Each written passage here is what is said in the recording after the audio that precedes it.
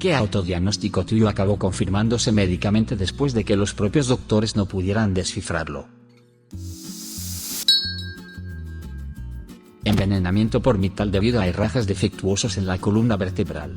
No se puede ver en una radiografía, pero tuve todos los síntomas durante años. Luego terminé rompiendo una varilla gracias a Dios, así que la compañía de seguros tuvo que aprobar la cirugía. Mi espalda estaba negra por dentro, y tuvieron que raspar los metales oxidados lo mejor que pudieron, y pensar que durante años y años los médicos me dijeron que tenía ansiedad. Amigo WTF. Después de leer tu comentario tuve que ir a hacer una búsqueda en Google sobre metallosis.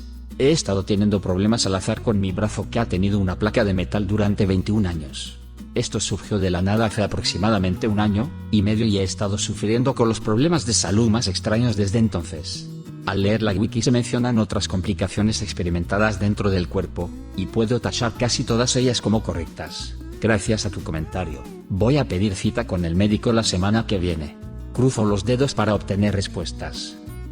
Advierto que puede haber descripciones ligeramente asquerosas de los síntomas. Durante casi 1 año, los síntomas digestivos empeoraron. Fui a urgencias / médico de atención primaria varias veces en ese tiempo.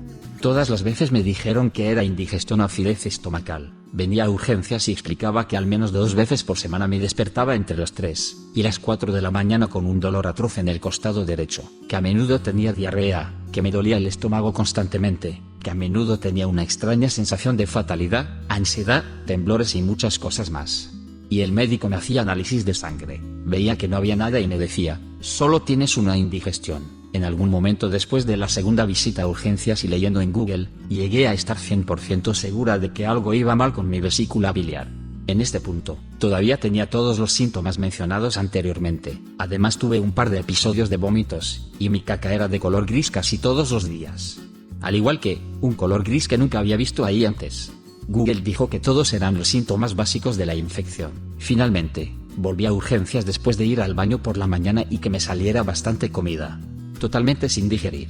Se podía reconocer todo. Volví a explicar todos esos síntomas al médico. Una vez más me hicieron análisis de sangre que no mostraron nada. Una vez más dijeron de indigestión / acidez estomacal. Llegados a este punto, exigí que me hicieran más pruebas, por muy caras que fueran. Pude ver cómo el médico ponía los ojos en blanco, pero finalmente me enviaron a hacerme una tomografía computarizada. Me gustaría que pudieras ver cómo cambiaron las cosas. O sea, voy de camino a la tomografía computarizada y el médico me dice, probablemente no se vea nada, aburrido y ligeramente molesto. 1 hora más tarde, estoy esperando los resultados, y el médico entra en la consulta, de repente todo serio y correcto, y dice, escuché con atención, tiene que programar una intervención quirúrgica de inmediato. Y yo, ¿por qué lo dices como si fuera yo quien no quería hacer nada? Así que sí, 2 semanas después me extirparon la vesícula biliar. Estaba colapsada, infectada, 2 veces agrandada y, en general, no funcionaba. Sinceramente, me parece una locura que me hicieran pasar por todo eso. Me lesioné la rodilla izquierda durante un partido de voleibol. Fui a varios médicos y me decían que era una rotura de la rótula o que solo era un esguince y que podría jugar en X semanas. Pero cada vez que saltaba un poco o pivotaba, me lesionaba por completo. Nunca me había pasado y me sentía muy frustrada. Después de un puñado de meses sospeché que me había roto un ligamento investigando por mi cuenta. Fui de nuevo a la consulta del médico y me atendió alguien nuevo. Le dije que creía que me había desgarrado algo y, sorprendentemente, estuvo de acuerdo y me envió a hacerme unos escáneres que confirmaron que me había desgarrado completamente el ligamento cruzado anterior. Se me entumecen los pies cuando doblo el cuello. Es como un interruptor de la luz. Puedo apagar y encender los pies con un movimiento de cabeza. Sería un truco de fiesta divertido si pudieras ver el entumecimiento. Lo busqué en Google y todo decía que era muy probable que fuera esclerosis múltiple. Así que fui a mi médico de cabecera y se lo conté. Me dijo que no podía ser eso en absoluto. No le cabía en la cabeza que fuera esclerosis múltiple. Pensó que se trataba de una protuberancia discal o incluso posiblemente, muy poco probable, de un tumor.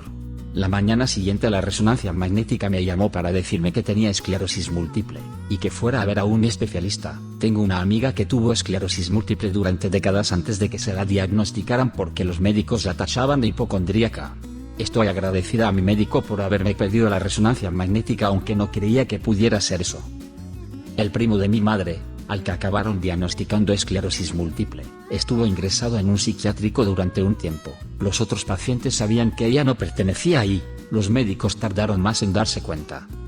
Estaba segura de que me había roto la espalda después de dar a luz a mi primer hijo. El anestesista insistió en que era mi cuerpo que se estaba adaptando, y que yo tenía poca tolerancia al dolor. Me dijeron que me calmara y que con el tiempo mejoraría. Resultó que tenía 2 fracturas en el sacro. Debo decir que mi tolerancia al dolor es mucho mayor ahora. No tenía un nombre para ello, pero sabía que me estaba desangrando con mis menstruaciones y que me matarían si continuaban. Todos los médicos se burlaban de mí y me decían eso nunca pasa. Hasta que fui a un ginecólogo de Orlando que me dijo que sí, que eso sí ocurría. La enfermedad se llama adenomiosis y se produce cuando el revestimiento uterino crece lateralmente en el músculo del útero. Provoca hemorragias intensas y muy abundantes que me habrían matado si las hubiera dejado durante suficiente tiempo. Yo estaba en un estado debilitado de deficiencia de hierro. Creo que dijeron que mi nivel era de 3. Los niveles normales son alrededor de 40-50 o así. Estaban algo sorprendidos de que anduviera haciendo cosas con un nivel de hierro tan bajo. Tuve que someterme a una transfusión de hierro y a una histerectomía. Me alegré mucho de no tener más problemas con mi útero. No los echo de menos en absoluto. Me dijeron que si tenía la regla durante la semana anterior a la operación, debía ir a urgencias y recibir una transfusión de sangre. Una experiencia de vida similar. Siento que hayas tenido que pasar por eso. Adenomiosis y endometriosis para mí. Décadas para ser diagnosticada. 2 años después de la histerectomía y físicamente estoy mejor, excepto por los problemas de confianza de toda la vida y la depresión. El dolor era tan fuerte y los médicos de tan poca ayuda que era más fácil pensar que estaba loca. 1 de cada 10 mujeres padece endometriosis. Las mujeres tardan una media de 7 médicos distintos en recibir un diagnóstico. Un tumor obstruyendo mi sistema digestivo. Sabía que había algo ahí. Estaba flaca y sentía una presión y un dolor extraños en el costado. Discutí y sufrí durante 1 año. Tenía poco más de 20 años y era mujer, así que obviamente no entendía cómo funcionaba mi propio sistema digestivo. No. Todos los médicos a los que acudí me dijeron que tenía síndrome del intestino irritable o que sufría de un trastorno alimenticio. Un oncólogo me dijo que tenía una hernia de peritoneo, pero no me dio un plan de tratamiento. Finalmente, un radiólogo sugirió una cirugía exploratoria, y encontraron un tumor del tamaño de un pomelo que impedía que mi páncreas segregara enzimas digestivas. Extirparon el tumor y el fuego abrasador de mi abdomen desapareció. Mi colon se revolvió sobre sí mismo y murió en 2019. Fue el peor dolor de mi vida. Fue atendido rápidamente. Unos 6 meses después tuve un dolor similar en los costados. Ya me habían hecho una histerectomía que me dejó un ovario. Fui a urgencias 4 veces en una semana, las 2 últimas el mismo día. Hicieron caso omiso de mi dolor y básicamente se rieron de mí, pensando que era una buscadora de drogas, hasta que literalmente sentí que me iba a morir. Me enviaron en ambulancia sobre las 2-3 de la mañana a otro hospital para deshacerse de mí.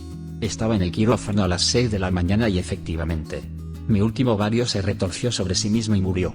Era demasiado tarde para salvarlo. Entré en la menopausia quirúrgica a los 39 años. Y fue el mes antes de COVID ocurrió, así que no pude obtener ningún alivio con los síntomas de la menopausia durante bastante tiempo. Mi hijo, que entonces tenía 13 años, me dijo que le dolía el cuello. El médico le dijo que se tomara ibuprofeno, que se había hecho daño en el cuello. Al día siguiente mi hijo vino a verme, y me dijo que creía que tenía meningitis. Fue a urgencias a otro hospital. Le miraron durante 2 minutos, se fueron y volvieron preparados. Meningitis vira. Estuvo casi 2 meses en el hospital. Es increíble que a los 13 años tuviera los conocimientos suficientes para identificar eso. Podría haberle salvado la vida. Desde luego que sí. Él y su hermano pasaron un par de horas en internet. Mi madre cayó en un repentino estado de psicosis, literalmente de la nada. Estaba bien y a la hora siguiente se volvió loca. No tenía antecedentes de problemas de salud mental, pero los médicos seguían diciendo que era psicológico, no médico. Sabía que estaban equivocados. Intentaron conseguirle una cama en un hospital psiquiátrico y yo me negué. Reddit me llevó por el camino de la encefalitis, que no era del todo exacto, pero en parte me llevó a más investigación intensa. Por suerte tenía una amiga enfermera en el mismo hospital que me ayudó a defenderme, de lo contrario los médicos no me escuchaban. Les obligué a hacer una punción lumbar para detectar la encefalitis antirreceptor en NDA. Tras el empujón de mi amiga, se descubrió 6 semanas después que tenía esto, y que en realidad estaba causado por un raro síndrome paraneoplásico desencadenado por el cáncer. Pudieron tratarla con IV y en cuestión de días volvió a la normalidad. Fue increíble. En ese momento tuvimos que tratar el cáncer, del que inevitablemente murió, pero hasta el final fue una persona mentalmente sana y por ello le estaré eternamente agradecida. Pólipos nasales. Durante años me dijeron que tenía un resfriado, o fiebre del heno. No. Hace 2 años que tengo la nariz tapada. Sé lo que es la fiebre del heno, no es esto. Por favor, mírame la nariz. No. Apenas tienes 20 años, demasiado joven para tener eso. Más tarde, un amigo de la familia que era médico, y se estaba jubilando me derivó a una clínica privada con el dinero del NHS, algo que se podía hacer en aquella época. Si no podían atenderte en un plazo de tiempo determinado te enviaban a una privada. Y en la primera cita con el médico de urgencias me echó un vistazo por la nariz y me derivó inmediatamente a un escáner. Tenía tantos malditos pólipos. Tenía 20 libras de pólipos en una bolsa de 5 libras. Para aquellos de ustedes que se preguntan si tienen pólipos nasales, más allá de la nariz casi permanentemente bloqueada, una cosa clave para mí era cuando me sonaba la nariz, sintiendo algo así como un moco gigante que se movía un poco, pero nunca salía, como si estuviera atado con una cuerda ahí arriba. Te suenas y te suenas, te sale sangre en el moco porque te suenas muy fuerte y sigue sin salir, esta exasperante obstrucción que no sale. Eso es un pólipo. Está literalmente atado por una cuerda de tejido, de modo que puede moverse un poco pero no puede liberarse, ni saldrá como una canica en una botella demasiado grande para que el cuello de la botella pueda escapar. No me pasó a mí, sino a mi madre. Hace unos 8 años desarrolló de repente una extraña reacción al agua. Cada vez que se duchaba, todo su cuerpo se llenaba de ronchas, y le picaba como una loca durante 1 hora. Posponía las duchas todo lo posible para evitar los picores. Fue a varios médicos y todos le dijeron que estaba mal de la cabeza y que no era una respuesta fisiológica, después de 2 años de sufrimiento, y de ducharse tan poco como era socialmente aceptable. Se topó por casualidad con un grupo de Facebook de otras personas con la misma enfermedad. Al parecer, se llama urticaria aquagénica y descubrió que tomar betalanina, un aminoácido que a veces utilizan los culturistas, 1 hora antes de ducharse puede desactivar la reacción. Años de sufrimiento con una solución tan sencilla. ¿Tienes una historia similar? Deja un comentario. Y suscríbete al canal si quieres ver más videos como este.